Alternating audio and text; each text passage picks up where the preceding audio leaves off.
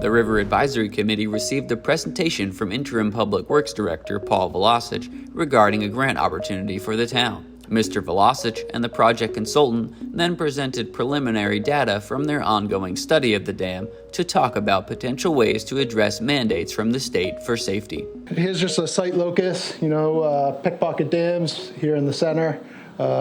It's a few miles upstream from the Great Dam. It's right on the town line with Brentwood. Given that the dam was reclassified as a high hazard dam, means it needs to pass 2.5 times the 100-year flow. The regulatory standard is to pass that storm with 1 foot of freeboard across your spillway. The dam currently doesn't even pass the 50-year storm without overtopping the abutments. Options for addressing the dam's deficiencies included increasing the height of the abutments, adding a second abutment, and full dam removal. The consultant also presented cost estimates for the various options, ranging from $1.5 to $2.1 million, with full dam removal being the cheapest option at just over $1 million. The grant program by the National Oceanic Atmospheric Administration Fisheries Division aims to fund projects that restore fish passage through barrier removal. This grant is specifically aimed at supporting native migratory and sea-run fish in coastal ecosystems,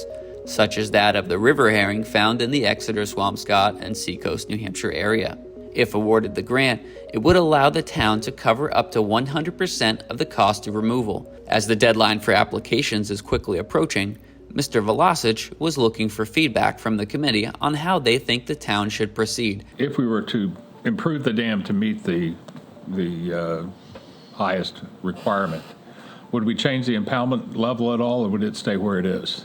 And so all you're doing is just increasing the flow when it floods. The alternatives we've looked at and talked about today would keep the impoundment as is today. I can tell you right now that we've had the largest in the Piscataqua region watershed, that in the Great Bay watershed that we're in, we've had the largest migratory fish return since 1992, I think it was. And like the great, huge majority of that was the Exeter River, and the counting of that really flipped over when that dam came out. Much better.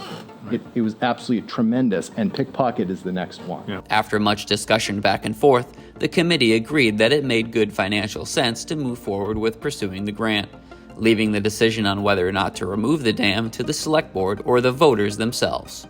At the October 2nd meeting of the Select Board, Mr. Velocic and the consultant did the same presentation for the Select Board, which also had questions about how the process would play out. It would cover the entire amount of the dam removal? The grant would cover the full cost of the dam removal. With no match? With no match. What is the process for approving that? Would there need to be a town vote? We have to do something anyway because the dam is failing.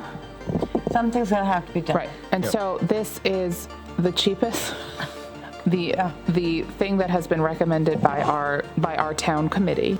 We want to pursue the grant. I'm just not sure what happens when you get it. Ultimately, the Select Board decided to vote in favor of pursuing the grant and issuing a letter of support for dam removal as the preferred option. To view the presentation materials or the full coverage of these meetings, visit the town website at exeternh.gov/meetings.